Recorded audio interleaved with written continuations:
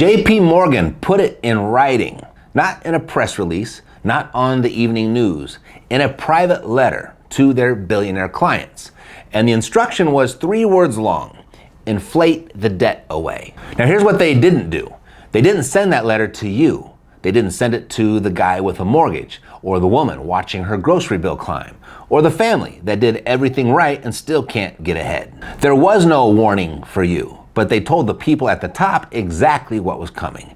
And they made sure the rest of us would never read it. So right now, I'm pulling the letter out of the shadows. I'm going to show you what those 3 words do to your house, your savings, and every dollar in your wallet.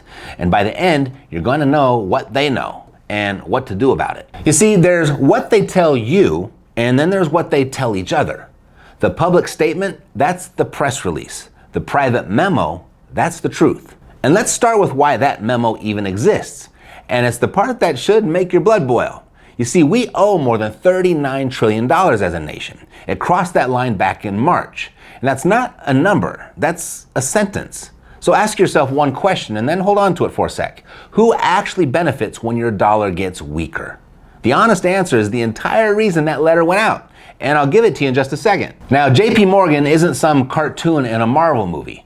It's just the biggest bank in America. A bank so incomprehensibly massive, it probably uses the GDP of mid-sized European nations as a coaster. It manages money for people whose net worth has more commas than your house has bricks. When that bank sits its billionaire clients down and says, here's what's coming, here's how to position, that's not a conspiracy. It's worse. It's routine. That's a Tuesday. It's their job. They told the billionaires to grab a lifeboat. They told you the ship was just stopping to look at some interesting ice.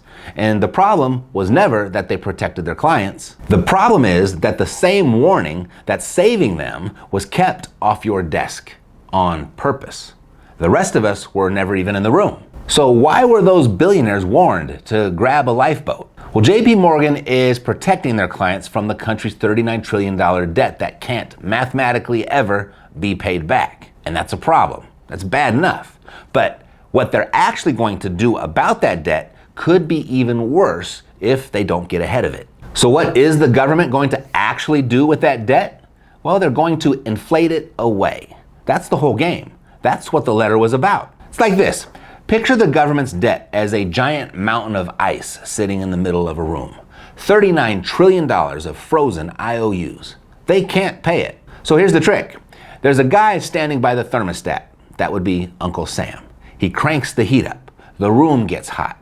And that mountain of debt starts to melt, shrink, drip away. That's inflation. Every year the debt is worth a little less, melts down a little smaller. Great news for him. But here's the part nobody tells you. You and your money is in the room too. And while you're sitting there starting to sweat, your money melting too, you go, well, I'll just step out and wait somewhere cool. That would be you moving your money somewhere safe, like a high yield savings account or a government bond that pays you decent interest. So you get up, you walk to the door, and it's locked, bolted shut even. So you go to the window, and it's nailed shut. Every exit out of the hot room has been locked by the same guy at the same thermostat. That's the part they don't want you to understand. It's not just that they turn up the heat. It's that they lock the doors so you have to sit in the same room with their mountain of melting debt. They hold the interest rates down, below the heat, below inflation, on purpose, so that no matter where you put your money, it's melting. And that, my friend, is called financial repression. The heat melts their debt, while the locked door melts you and your money too. That is the plan to melt away the country's $39 trillion of debt. That is what the letter said. They're going to inflate the debt away, so that their billionaire clients could get out of the room before Uncle Sam locked the doors. Let me tell you a story about how this works. Once there was a kingdom that fought a great war. When the war ended, the king owed his people a fortune, 1,000 bushels of grain, borrowed from farmers, teachers, and grandparents who had trusted him with their savings. The king had a problem though. He didn't have 1,000 bushels to pay it back, and raising taxes would make his people revolt. So the king found a clever trick. He called his royal carpenter and ordered a new measuring cup. A king's bushel, he'd call it. It looked exactly like the old one. Same wood, same stamp, same proclamation nailed to the town square. But this bushel was just a little bit smaller. Not much, just a little bit. When tax season came, the king collected using the old full-sized measure. But when he paid back his debts, he used the new, smaller one. The number on the parchment stayed the same, 1 bushel, but the actual grain was less every single year. Now, some clever farmers, they noticed this. They tried to take their savings across the river to the next kingdom, where bushels were still full-sized. So the king posted guards at every bridge. "You must keep your grain here," he announced. "It is the law." And year after year, the bushel shrank. The king paid off his debts with smaller and smaller piles of grain. The grandparents who had lent him 10 full bushels watched their quote-unquote repayment dwindle to 2, then 1, then barely a handful. The king's debt disappeared. The people's savings disappeared with it. And the cleverest part, the king never raised taxes. He never broke a promise. The number on every parchment was perfectly honest. Only the measure had changed. The J.P. Morgan letter warned their billionaire clients to cross the river before the king posted his guards. Okay, I get the melting ice metaphor and the little parable metaphor about the king, Matt. That was cute, but that would never work in modern times. Well, it already did. That's exactly what happened after World War II. The U.S. government owed more than it had ever owed before, 106% of GDP. And instead of paying it down through honest growth, 1, they used inflation. They kept interest rates below inflation and forced pension funds to buy government bonds. 2, they locked the door. And then they blocked savers from moving their money overseas. That would be number 3. They posted guards by the river. Real interest rates were negative in half the years between 1945 and 1980. The debt melted away, not because the government worked harder, but because the measuring cup got smaller, and you weren't allowed to leave the kingdom. It's stealing money from old people slowly. That's what financial repression is.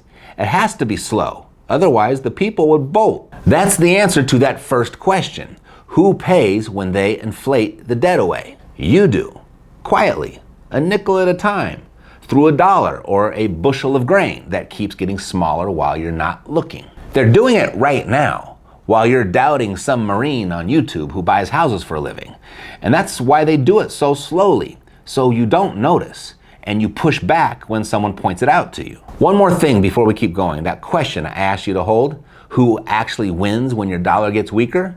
Keep it right here in your chest. We're getting to who, and it's the part that's really gonna anger you the most. And if you're thinking, sounds like a rich guy's problem to me, I don't have a big pile of savings for them to melt. I'm living check to check. That's exactly the bet they're making. Because a shrinking dollar doesn't politely skip the people who are already squeezed.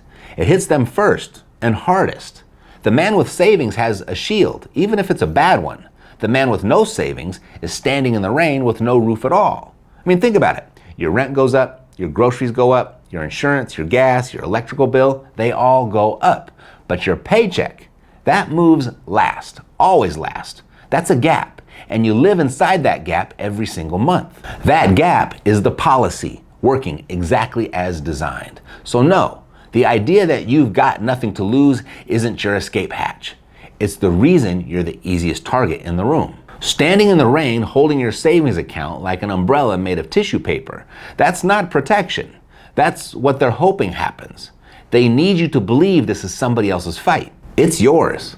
It's always yours. Let's look at the actual mechanism working in real life. Inflation does 2 things at the same time, in opposite directions. If you're a saver, if your money is sitting in a bank, in cash, in a fixed annuity payment, or you could even put Social Security into that category that never changes, inflation is a slow leak. Every year that dollar buys less. You did the responsible thing, you held cash, and the responsible thing is the thing that bleeds. You're the villager trying to sell their bushel that quietly gets reduced in size by the king every year. But if you're a debtor, if you owe a big fixed number locked in at a low rate, inflation is a gift because you borrowed strong dollars and you get to pay it back in weak ones. The number you owe never changes. The dollars you pay it with get cheaper every year. In this scenario, you're the king paying your debts, full-sized bushels with progressively smaller bushels every year. The saver loses. The debtor wins. You know, we spent our whole lives being told debt is the enemy and savings is the goal. But in an inflationary environment, the responsible saver gets soaked, while the smart borrower walks away with the deed to the water park. What your parents told you about money was true in their world. It is getting people clobbered in this one.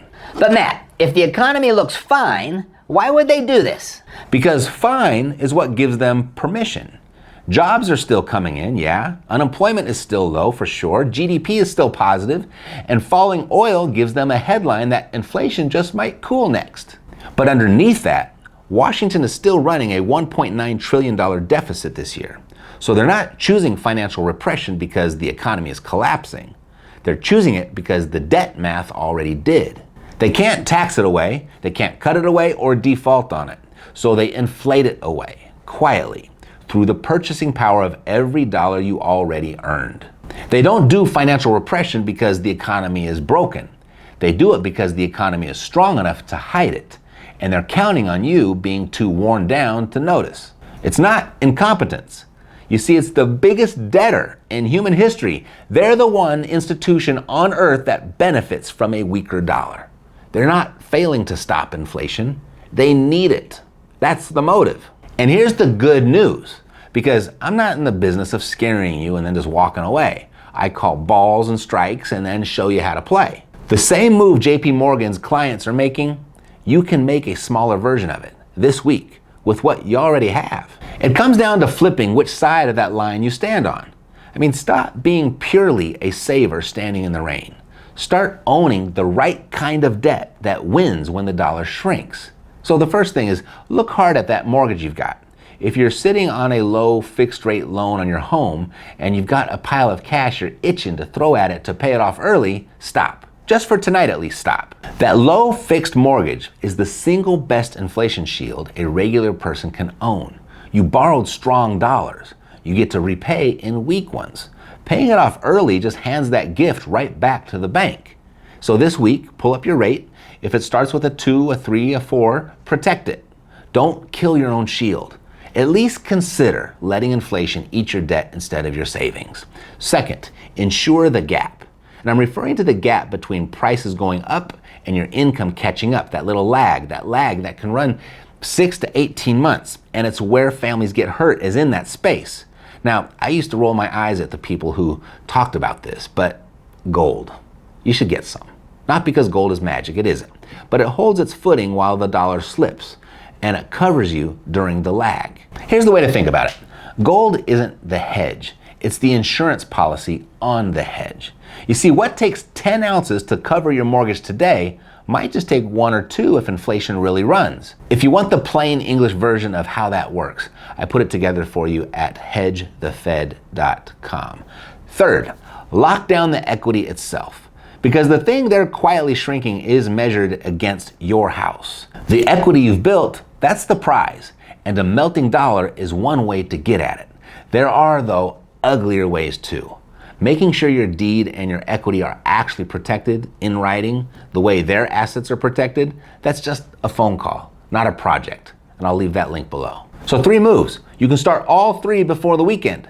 And if you need help with any of it, there are a bunch of resources linked below in the description. JP Morgan wrote it down for their clients, inflate the debt away. I just read it to you and gave you a few moves you can take that their clients have already made.